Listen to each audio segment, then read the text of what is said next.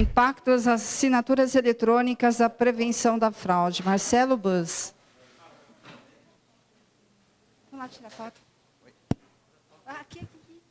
Tira lá no painel. Só um minutinho que eles vão tirar uma foto aqui, da turminha.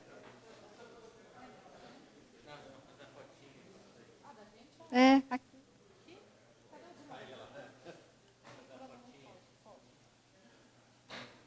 Ali, Bruno, por favor.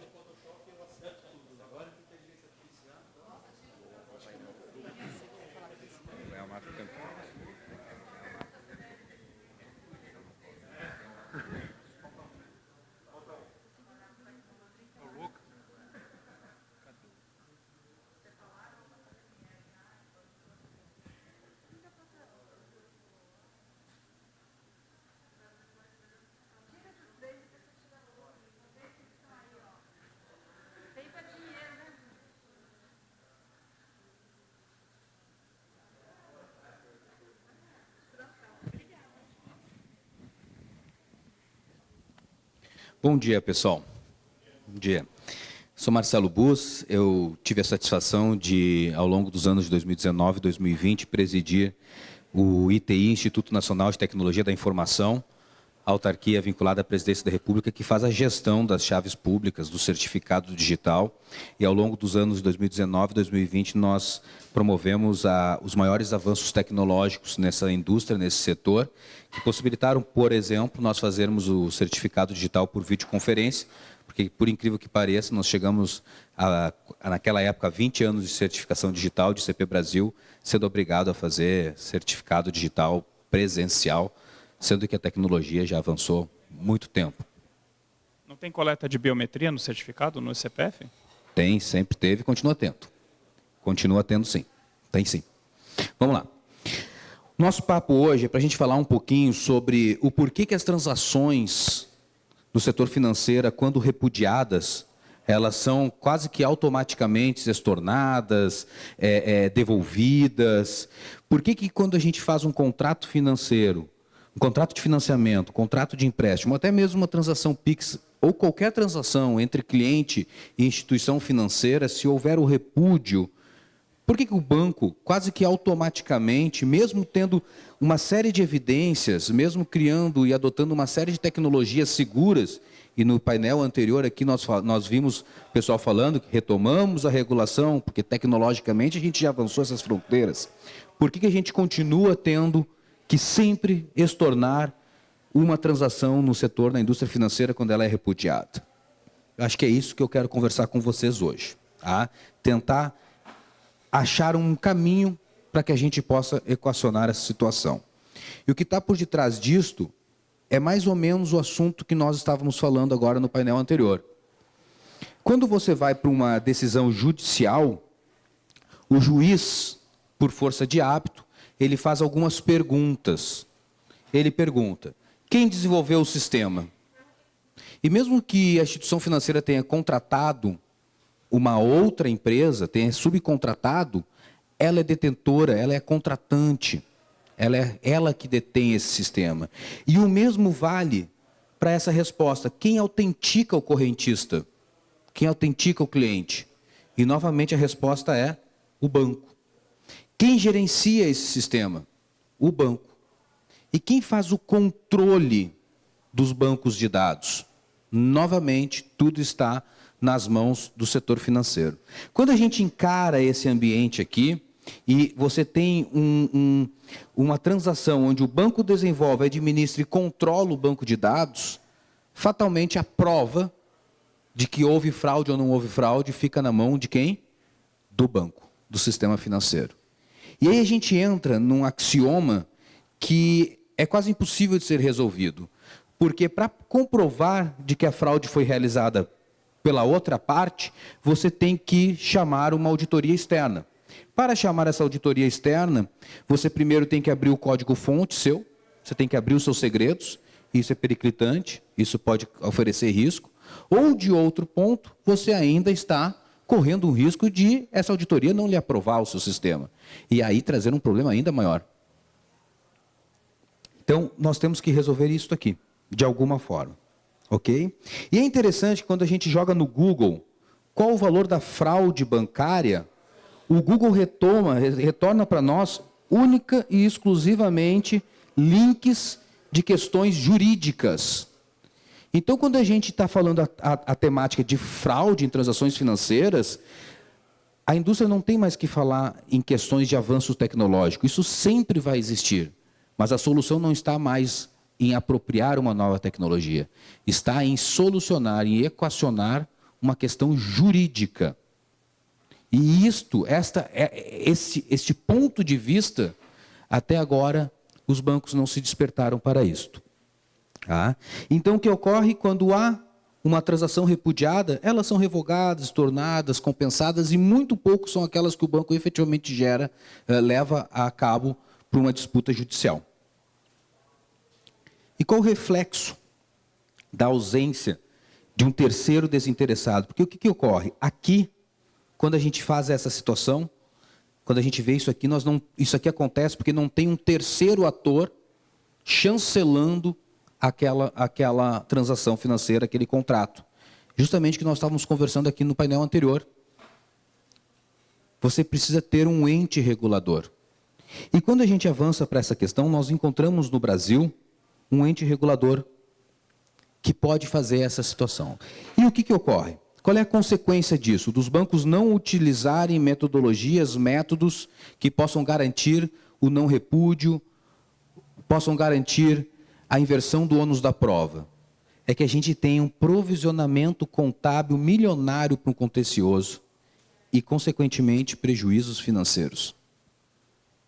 Isso aqui causa realmente um dano aos números financeiros das instituições financeiras muito grande. Tá? Só que é interessante que quando a gente aprofunda essa visão de como se dá essas transações no setor financeiro, a gente repara que da instituição financeira para cima, se comunicando com o Banco Central, se comunicando entre bancos, isso já foi solucionado. A gente não ouve, não vê, não tem notícias de um banco contestando, repudiando uma transação entre bancos. Por que isso não ocorre? Por que isso só ocorre na camada instituição financeira, cliente? E por que lá em cima isso está protegido? Tá? Porque quando a gente analisa os esquemas de SPB e PIX, todas elas vêm e assinam com ICP Brasil. Tanto o PIX quanto o SPB, na sua arquitetura, para que possam fazer essas transações, elas são realizadas à luz da ICP Brasil, da Infraestrutura de Chaves Públicas Brasileira, o certificado digital. E isso não está sendo aplicado na camada instituição financeira, cliente. Por quê? O Bacen regulamenta o uso de ICP Brasil nessas aplicações mais acima. Porque ela regulamenta, literalmente regulamenta, ela exige que as instituições financeiras se comuniquem com a ICP Brasil. E o segredo está aqui.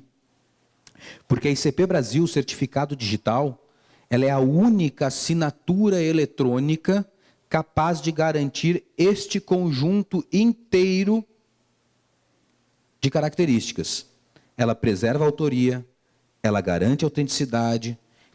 Por ter criptografia, ela tem a integridade, ela garante a confidencialidade, ela tem em seu arcabouço regulatório legal o não repúdio, que culmina em inversão do ônus da prova e, por último, traz a presunção de validade jurídica. E não que as outras operações não tenham a validade jurídica, elas têm, só que elas não servem de nada se elas não vierem de nada à luz do judiciário, de uma briga judicial, se ela não tiver o não repúdio e a inversão do ônus da prova. Ela é uma transação aceita, legalmente aceita. Isso está lá no Código Civil, inclusive, direito da vontade das partes, direito de forma. As pessoas podem transacionar como quiserem. Mas o não repúdio e a inversão do ônus da prova só vem acompanhada da assinatura eletrônica qualificada. E aqui é interessante, é relativamente novo, pessoal. É relativamente novo. Quando nós vamos analisar A gente tinha no Brasil, até 2020, apenas a medida provisória 2200-2, que tem força de lei desde então, porque logo em seguida veio uma emenda constitucional que trouxe todas essas emendas, essas medidas provisórias como força de lei ordinária. Então, que pese seja uma MP, ela tem força de lei ordinária, a MP 2200, que caracteriza, que traz a assinatura eletrônica da época, a única que tinha. Que, diga-se de passagem, foi criada e fomentada e solicitada pelas instituições financeiras, justamente para não haver o repúdio entre as transações entre os bancos que se criou lá atrás a ICP Brasil. E os bancos não estão fazendo, as instituições financeiras como um todo não estão fazendo uso dessas leis. Mais recentemente, depois com a pandemia, veio a Lei 14.063 de 2020, e ela classificou as assinaturas eletrônicas no Brasil. E aí ela elencou a assinatura eletrônica simples, a assinatura eletrônica avançada e a assinatura eletrônica qualificada, jogando a assinatura eletrônica qualificada para a MP 2200. E aqui é um trechinho da MP 2200. Então ficou bem claro o que é uma assinatura eletrônica simples, tem definição da lei o que é. Ficou bem claro o que é uma assinatura eletrônica avançada, já utilizando a criptografia, porém certificados não emitidos pela ICP Brasil. E ficou claro que a qualificada, a única infraestrutura de assinaturas eletrônicas qualificada no Brasil, é aquela da MP 2200, de 2001, que aí vai trazer aqui. E aí eu vou grifar trecho da lei da MP 2200, que às vezes passa desapercebido pelas pessoas. A ICP Brasil tem processo de certificação disponibilizado pela ICP Brasil, presumem-se verdadeiros em relação ao signatário. Essa presunção de validade jurídica, quando nós vamos analisar o direito brasileiro, à luz de assinaturas, à luz do contrato, do Código Civil, ela só é encontrada em um outro dispositivo, aquele que regulamenta os cartórios. Uma assinatura feita em cartório, com selo cartorial, ela também é uma assinatura presumida. O que significa presumida? Tem um terceiro ator de confiança regulamentado, coordenado, definido, com procedimentos, práticas, auditorias e fiscalização do Estado para garantir que aquela infraestrutura traz, então, uma presunção. E é muito o que se estava falando aqui no painel anterior.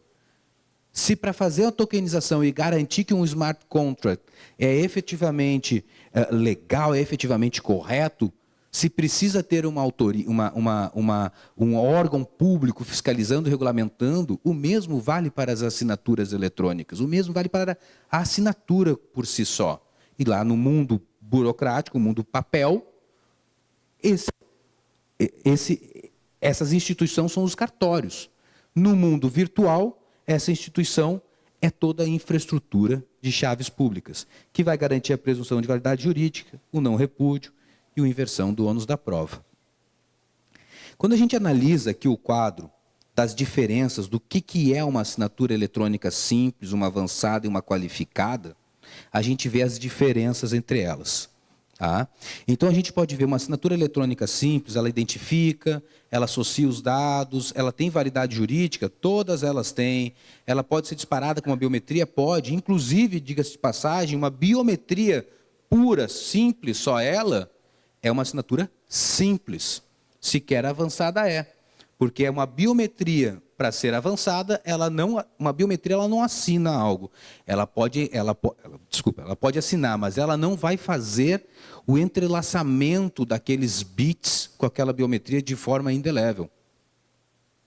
De forma alguma, tecnicamente, isso não pode ocorrer. Para isso ocorrer, você precisa passar por um processo criptográfico, e aí vem a avançada, com uma biometria junto com a criptografia. Aí nós avançamos para, posteriormente, ser detectável, usar certificados, associa signatário de forma unívoca, controle exclusivo, o segredo de senha é compartilhável. Só que aqui acaba avançado. Olha a quantidade de outras características que a gente avança na assinatura qualificada. A presunção, não repúdio, prescinde de perícia, prescinde é não precisa, né?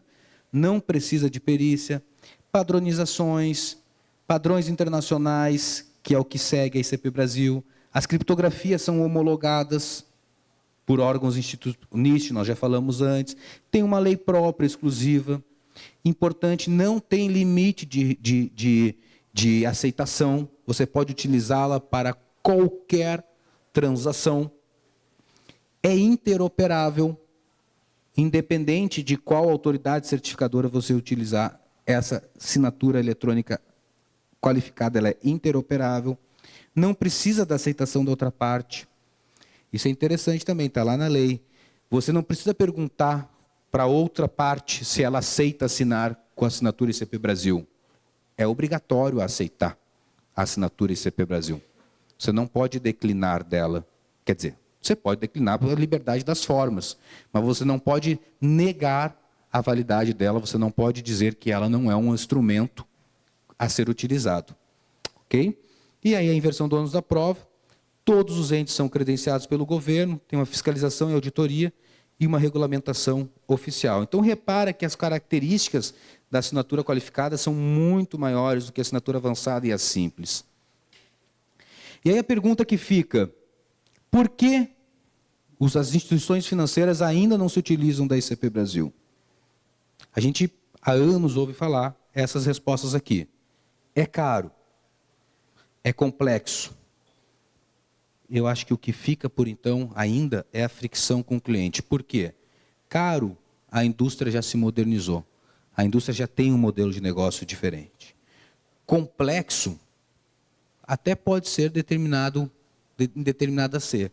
Mas com o advento do uso da certificação digital em nuvem, ela deixou de ser complexa, ela passou a ser um app. Pode, inclusive, ser transparente dentro da sua aplicação. E a fricção com o cliente?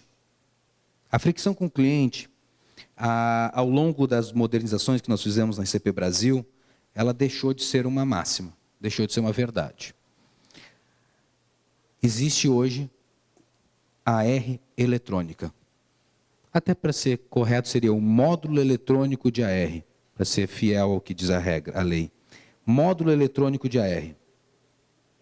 O módulo de eletrônico de AR, ela permite com que as instituições financeiras possam se utilizar dos seus cadastros junto, os seus cadastros, o seu onboard dos clientes, já podem ser utilizados para fazer emissão de chaves criptográficas sem haver a necessidade de fricção junto ao cliente. Você não precisa mais fazer a validação.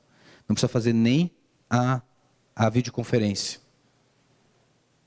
E esse módulo eletrônico de AR pode estar a serviço de apenas 4 instituições não brasileiras. E uma delas são os bancos múltiplos.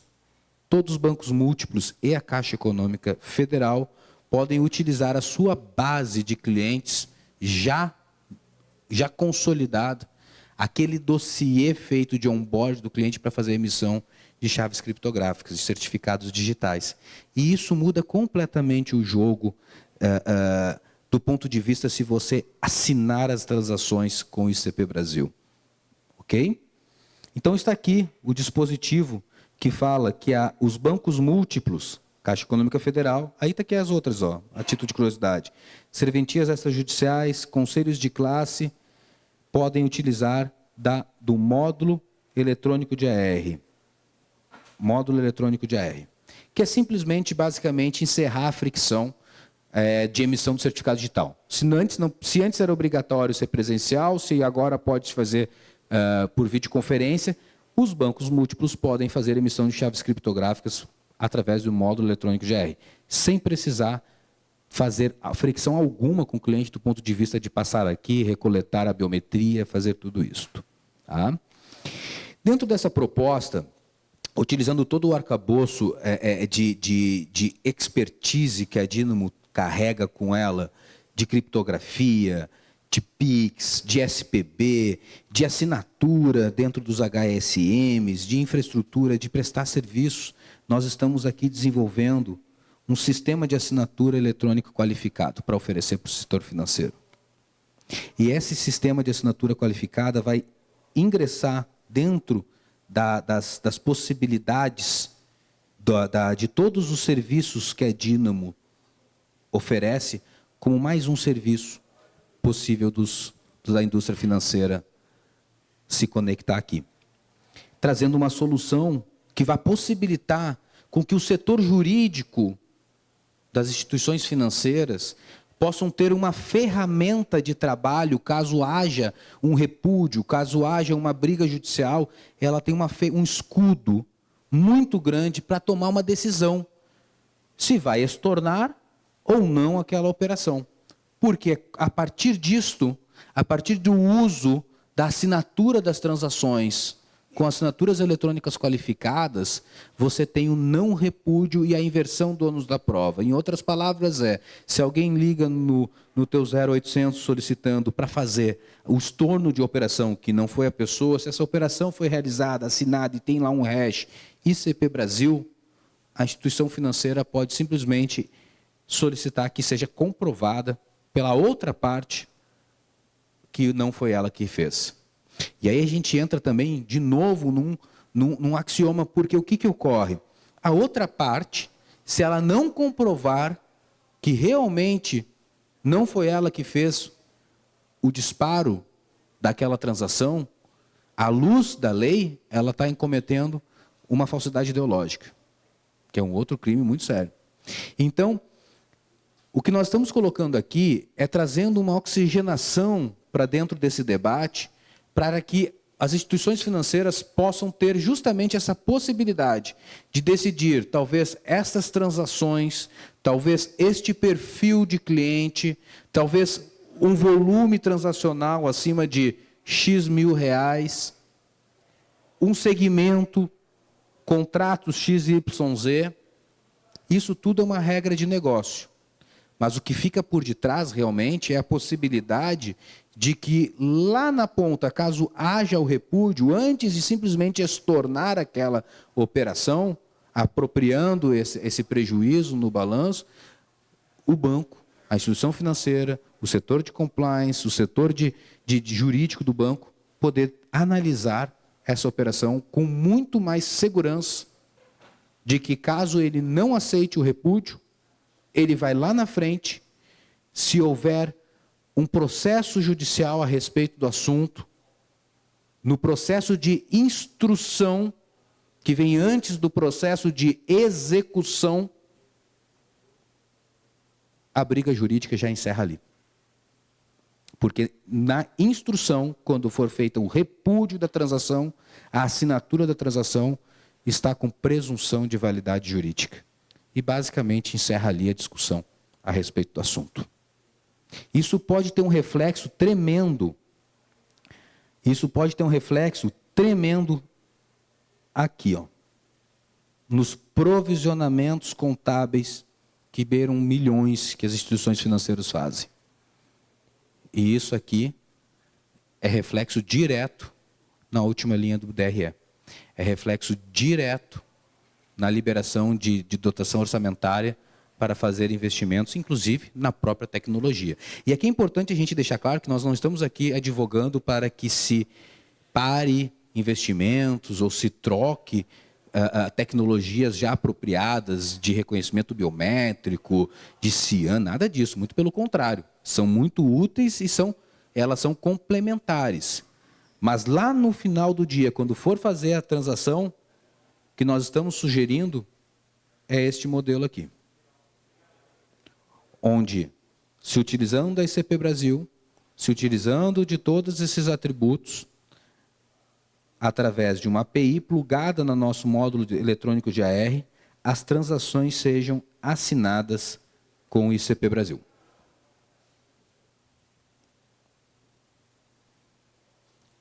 A apresentação é isto. Ok? Dúvidas? Eu posso te falar por que não entra na justiça muitas vezes. Uma é o custo. Então, às vezes, o ressarcimento é muito mais baixo do que o custo de um processo judicial. A outra questão é que muitas vezes a fraude acontece com tudo autenticado bonitinho. Inclusive, poderia ser assinado com o ICP Brasil. E ainda assim o cliente vai falar assim, eu fui coagido ou eu fui enganado. Entendeu? Então, muitas fraudes hoje acontecem, tudo 100% autêntico. É o próprio cliente que fez a fraude, mas não que ele fez a fraude assim no sentido de uma autofraude. Ele foi enganado, caiu num phishing, foi coagido e muitas vezes vai perder também esse processo jurídico. Então, assim, a ICP Brasil simplesmente vai autenticar uma transação que foi feita ou sob coação, ou debaixo de um phishing, entendeu? Mas eu tenho uma pergunta para você com relação ao processo de geração da chave. Porque se esse processo de geração da chave privada não acontecer dentro do celular do cliente de forma segura, se eu tiver a cópia da chave privada, eu posso muito bem assinar em nome do cliente e falar que foi ele. E eu perco essa questão da proteção. Como é que funciona tecnicamente a geração da chave, por favor? Vamos lá. A sua primeira ponderação está aqui, ó. Você não foge disso, ó. O que está acontecendo é isso. Você não consegue fugir disso, porque você desenvolve o sistema, você autentica o correntista, você gerencia, você controla o banco de dados e você está realizando a assinatura da transação. Entendeu? Então, isso aqui tudo está sobre a sua administração. Quando isso fica sobre a administração só do banco, o banco tem que provar que isso não aconteceu. Bom, a engenharia social, uma coação, isso não tem como nós resolvermos. Isso é um problema que é inerente de tudo na vida, não é só do setor financeiro, não é só da assinatura eletrônica ou não, né?